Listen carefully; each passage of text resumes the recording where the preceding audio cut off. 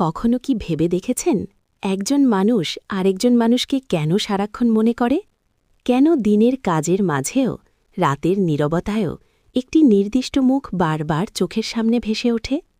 এটা কি ভালোবাসা, নাকি অভ্যাস, নাকি এমন কিছু যা মানুষ নিজেও ঠিকভাবে ব্যাখ্যা করতে পারে না? আজকের ভিডিওতে আমরা কোনো গল্প বলবো না, বলবো মানুষের মনের কথা, বলবো সেই মানসিক প্রক্রিয়ার কথা যেখানে একজন পুরুষ যখন কোনো মহিলাকে দিনরাত মনে করতে শুরু করে তখন ধীরে ধীরে তার ভেতরে কিছু পরিবর্তন ঘটে, যেগুলো উপেক্ষা করলে জীবনের বড় সিদ্ধান্তগুলো ভুল পথে যেতে পারে। এই ভিডিওটি বিচার করার জন্য নয়, বোঝার জন্য। প্রথম অধ্যায়, একজন পুরুষ কেন কাউকে দিনরাত মনে করতে শুরু করে। নাম্বার 1, মনে রাখা মানে শুধু ভালো লাগা নয়। অনেকেই মনে করে কাউকে বারবার মনে করা মানেই ভালোবাসা, কিন্তু বাস্তবতা এত সহজ নয়। মানুষ কাউকে মনে করে তখনই যখন তার মনের ভেতরে কোনো অপূর্ণতা তৈরি হয়। সেই অপূর্ণতা হতে পারে অবহেলা, একাকিত্ব, শোনা না পাওয়া বা নিজের অনুভূতির স্বীকৃতি না পাওয়া।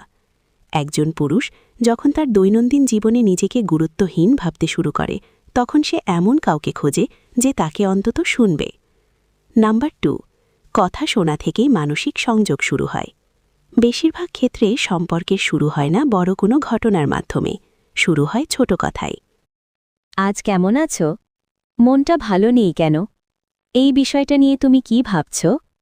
এই প্রশ্নগুলো যখন কেউ মন দিয়ে করে তখন মানুষ ধীরে ধীরে খুলে যায়। একজন পুরুষ যখন দেখে কেউ তার কথা মন দিয়ে শুনছে, তার অনুভূতিকে গুরুত্ব দিচ্ছে, তখন তার মন সেই মানুষের দিকেই টান অনুভব করে। এটাই মানসিক সংযোগের প্রথম ধাপ।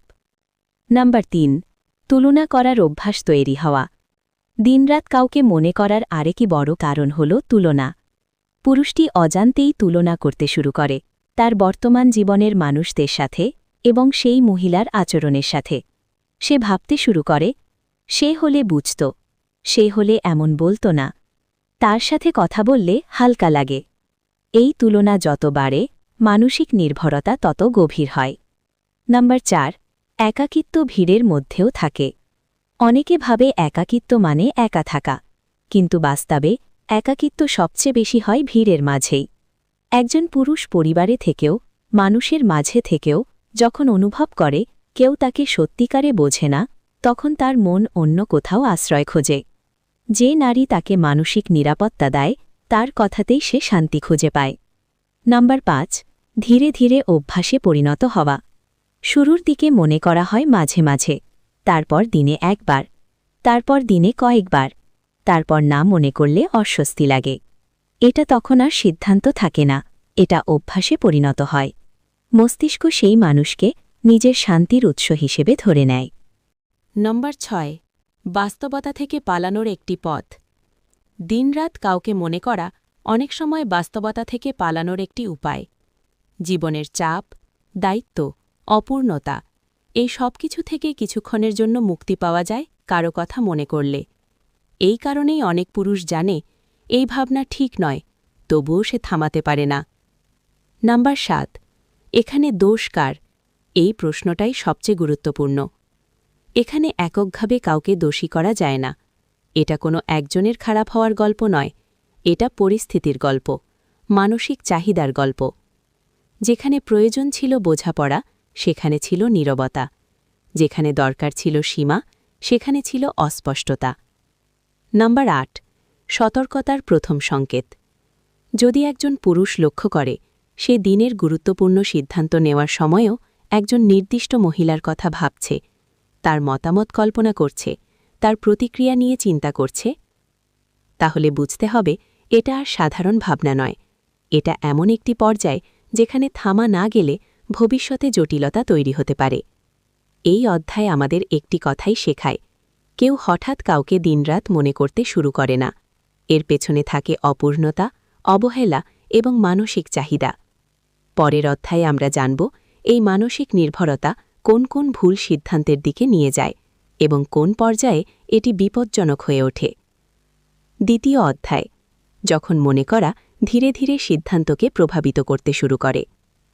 প্রথম অধ্যায়ে আমরা দেখেছি একজন পুরুষ কিভাবে অজান্তেই একজন মহিলাকে বারবার মনে করতে শুরু করে।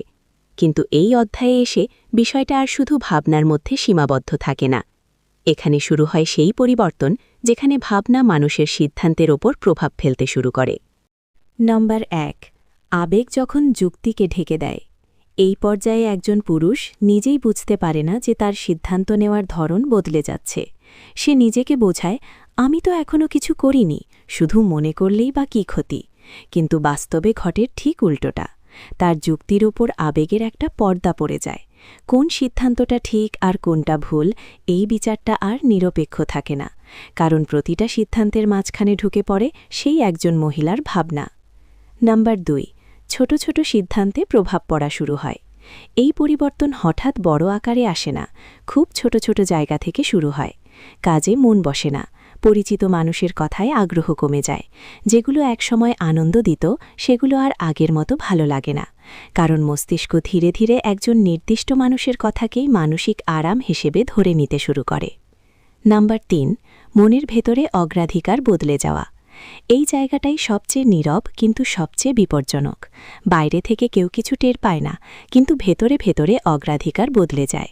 আগে যেখানে পরিবার, কাজ আর দায়িত্ব ছিল প্রথমে, এখন সেখানে ঢুকে পড়ে প্রশ্ন, সে কি ভাববে, সে কষ্ট পাবে কিনা, সে এই সিদ্ধান্তে কি বলবে।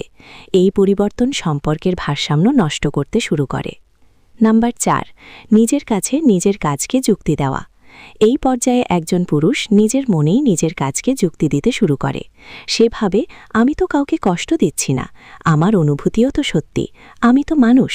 এই আত্মপক্ষ সমর্থন আসলে একটা বড় সতর্ক সংকেত, কারণ মানুষ তখনই নিজেকে বোঝাতে চায় যখন ভেতরে কোথাও সে নিজেই বুঝতে পারে যে সীমার কাছাকাছি চলে এসেছে। নাম্বার ৫। কল্পনার মানুষ আর বাস্তব মানুষের পার্থক্য। এখানে আরেকটা বড় সমস্যা তৈরি হয়। যে মহিলাকে সে দিনরাত মনে করে, তার একটা বড় অংশই কল্পনার তৈরি। সে দেখে তার ভালো দিকগুলো, তার বোঝার ক্ষমতা, তার নরম ব্যবহার। কিন্তু বাস্তব জীবনের মানুষদের ক্ষেত্রে সে দেখে ক্লান্তি, বিরক্তি আর ভুল।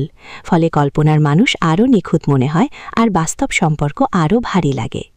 নাম্বার ৬। নীরব দূরত্ব তৈরি হওয়া। এই পর্যায়ে বর্তমান সম্পর্কগুলো ধীরে ধীরে ক্ষতিগ্রস্ত হতে শুরু করে।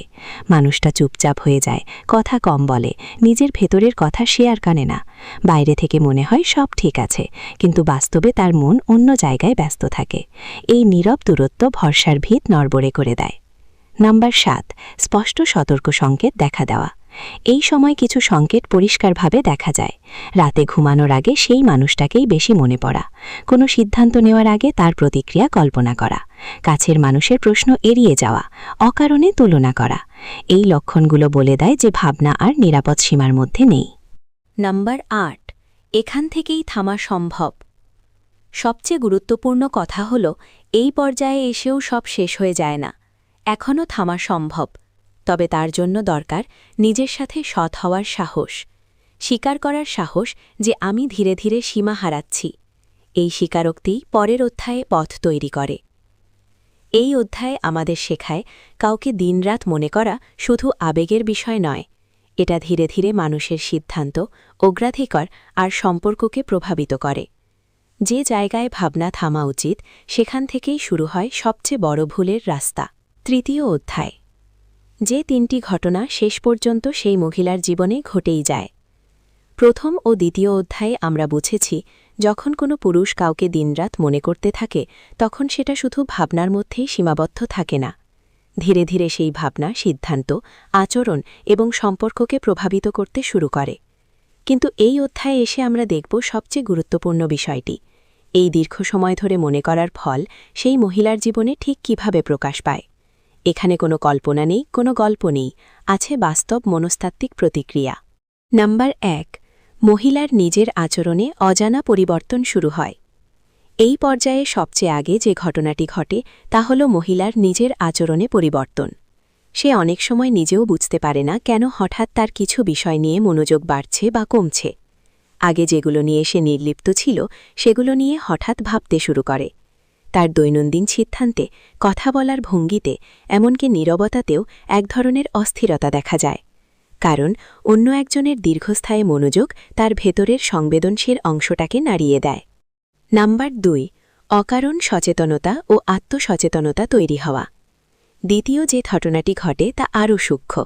মহিলা নিজের আচরণ, কথা, এমনকি উপস্থিতি নিয়েও সচেতন হয়ে ওঠে।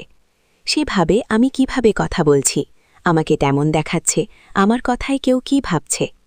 এই আত্মসচেতনতা অনেক সময় স্বাভাবিক মনে হলেও এর ভেতরে থাকে একটি অদৃশ্য চাপ। কারণ কারো দীর্ঘ সময়ের মানসিক মনোযোগ তাকে নিজের অস্তিত্ব নিয়ে নতুনভাবে ভাবতে বাধ্য করে। নাম্বার 3, তুলনার প্রবণতা তৈরি হওয়া। এই পর্যায়ে এসে তুলনা শুরু হয়। সে নিজের বর্তমান জীবন, বর্তমান সম্পর্ক বা বাস্তব পরিস্থিতির সঙ্গে অজান্তেই তুলনা করতে থাকে। তুলনাটা সবসময় মানুষে মানুষে হয় না, অনেক সময় অনুভূতিতে হয়। সে ভাবে, কোথায় আমি বেশি স্বস্তি পাই, কোথায় আমাকে বেশি বোঝা হয়, কোথায় আমাকে গুরুত্ব দেওয়া হয়। এই তুলনায় ধীরে ধীরে তার ভেতরের সিদ্ধান্তকে প্রভাবিত করতে শুরু করে। নাম্বার 4, দ্বিধা ও টানাপোড়েনের জন্ম। এই পর্যায়ে মহিলার ভেতরে দ্বিধা তৈরি হয়। সে একদিকে বাস্তব দায়িত্ব, পরিচিত জীবন আর স্থিরতার কথা ভাগে, অন্যদিকে নতুন এক মানসিক অনুভূতির টান অনুভব করে। এই টান মানেই সে কোনো ভুল সিদ্ধান্ত নিচ্ছে এমন নয়, কিন্তু এই দ্বন্দ্ব মানসিক চাপ তৈরি করে। সে কখনো কাছে টানে, কখনো দূরে সরে যায়। এই ওঠানামা তার নিজের কাছেও বিভ্রান্তিকর হয়ে ওঠে। নাম্বার 5, আবেগকে নিয়ন্ত্রণ করার চেষ্টা। এই জায়গায় এসে অনেক মহিলা সচেতনভাবে নিজেকে সামলানোর চেষ্টা করে। সে নিজেকে বোঝায়, সবকিছুই বাস্তব নয়, সব অনুভূতির পেছনে ছোটা ঠিক না।